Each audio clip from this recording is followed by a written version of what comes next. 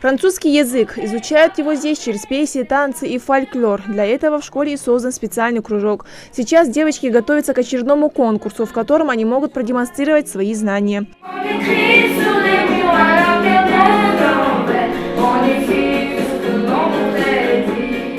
Пока в кабинете французского царит веселая атмосфера, в школьной библиотеке тишина. Дети вовсю готовятся к мероприятию, посвященному творчеству ингушского поэта Кирихана Гагиева.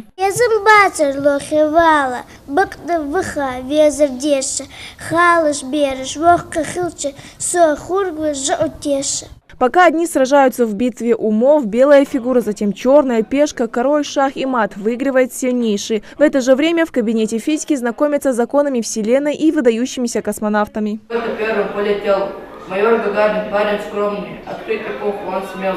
Интеллектуальная работа в школе на должном уровне. Об этом говорят и дополнительные уроки, которые проводятся с одаренными детьми в неурочное время. На базе нашей школы открыт математический кружок, где участвуют учащиеся 6 классов.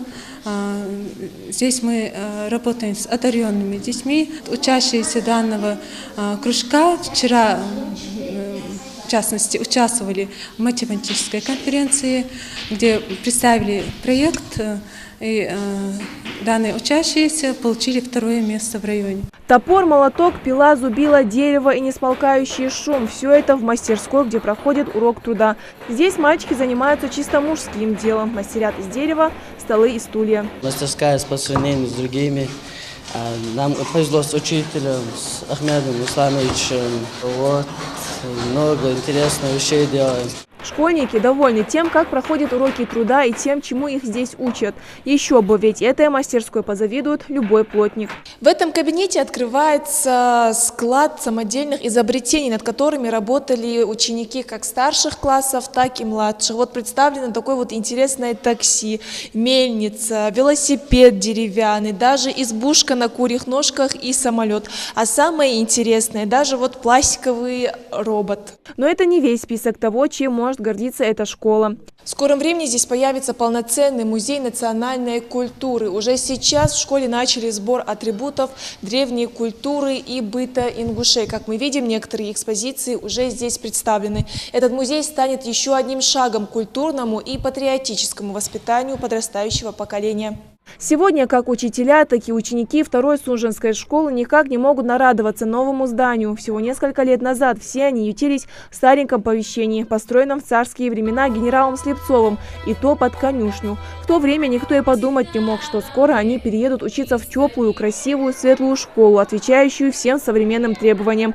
Пока ученики начальных классов посещают кружки, старшеклассникам представлены факультативы по различным направлениям. Детишки уходили к 7 часам вечера домой. Это действительно сложная ситуация была. Работали 2 смены. Учителя уходили поздно вечером домой и на следующий день приходили домой на работу. Сейчас, конечно, это изменилось. 1 смена. Если не считать, что у нас вся школа во 2-ю смену свободна. Есть несколько классов, выпускных классов, 4-й, 3-й классы, которые работают во 2-й смене. Подобным изменениям радуются не только учителя и школьники, но и родители. Ведь каждый хочет, чтобы его ребенок учился в школе, оснащенной всеми удобствами. У меня в этой школе учатся 3 детей. 2 детей в начальной образовательной школе и 1 в средней. Я очень довольна процессом обучения в этой школе, потому что помимо того классной работы, которая проводится учителями, проводится очень обширная работа по внеклассной работе, дополнительные занятия проводятся. После школы, вуз или СУЗ выпускникам Сунжи далеко идти не придется, да и с выбором тоже мучиться не нужно. Совсем рядом функционирует новый пожароспасательный колледж. История его схожа со школьной. Точно так же раньше студенты учились в старом ветхом здании, без всяких условий для проведения теоретических и практических занятий. Кабинет предназначен для обучения наших студентов вождению автоцистерны, пожарного автомобиля и легкового автомобиля категории «Б».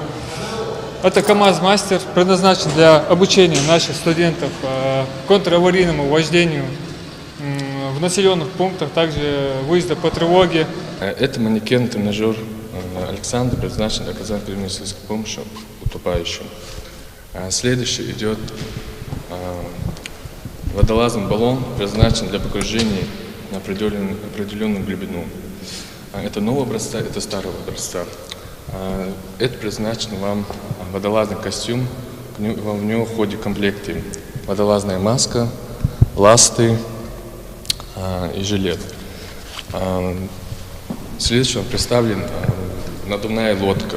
Сегодня для студентов созданы все условия, лишь бы учились. Учебным процессом ребята довольны, ведь даже лекции у них проходят интересно. Практики учхан, пострадавшие извлекать, вышка, спускаю, лекции жазу, теорию учхан. Интересно, Богу безум больше. Да, вот здесь безум больше. Высшее образование есть, вот здесь это. Пока молодые люди слушают лекцию о том, как спасать из-под завалов пострадавших, девочек обучают медицинскому делу, как оказывать первую помощь, да и вообще получают углубленные знания по медицине. У нас очень много условий для этого. Мы можем практиковаться на наших муляжах. Также выезжаем на другие регионы. Вот недавно были в Пятигорске, тоже выступали «Человеческий фактор». Также в других районах тоже нас вызывают, мы выступаем, максимально выкладываемся. А у этих ребят практические занятия. Они готовятся принять участие во всероссийском этапе чемпионата рабочих профессий WorldSkills. Поэтому тренировки идут в усиленном режиме. Никаких поблажек, все действия максимально приближены к реальным. Разматывайте его, на конце ставите трехпотловый затем второй. Присоединяйте 51 рукав. В то время, пока это все делается, двое поднимается наверх со штурмовой лестницы, фиксирует его там. Потушить пожар на 4-м этаже и спасти пострадавшего за считанные секунды. Вот задача на сегодня.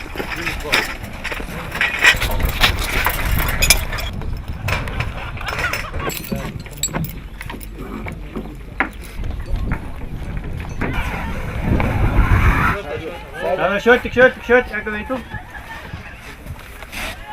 Как считают сами студенты, к соревнованиям они готовы. И все это благодаря тренажерам и опытным преподавателям. На практике значительно больше дает знания, так как мы в процессе практики обучаем намного больше, чем теоретическим занятиям. Новое здание для пожароспасательного колледжа построено всего год назад. За этот период студенты успели повысить свои навыки и заявить о себе на более масштабных соревнованиях. Отделения такие, как пожарная безопасность, защита в ЧС, правоохранительная деятельность, сестринское дело и преподаватель начальных классов. Сейчас, как потеплело, мы больше стараемся значение придавать практике. И раньше тоже практике. Раньше у нас не было таких условий, как сейчас. Сейчас у нас есть прекрасные лаборатории, где мы можем обучать практическим знаниям. И наши студенты уже приобретают навыки своей специальности. Все достижения колледжа отметил в своем послании Народному собранию и глава Ингушетии Инузбек Кивкуров. В апреле 2017 года состоялось торжественное открытие нового здания пожарно-спасательного колледжа. Кстати, должен сказать, что это один из лучших проектов такого профиля в округе. Одним из приоритетных направлений в своем послании глава обозначил образование. За последние годы в регионе открыто множество образовательных учреждений. Теперь перед Республиканским министерством образования поставлены новые задачи, над решением которых им необходимо будет работать в течение 2018 года. То, что глава очень много внимания уделил в своем послании системе образования, это не случайно. Под воспитание нашего подрастающего поколения это всегда было и остается приоритетным направлением. К примеру, если говорить о развитии системы образования, то в прошлом году за счет реконструкции старых и строительства новых объектов мы построили 20 школ. В 2018 году мы закладываем 18 объектов в сфере образования. Это 8 школ и 10 детских садов.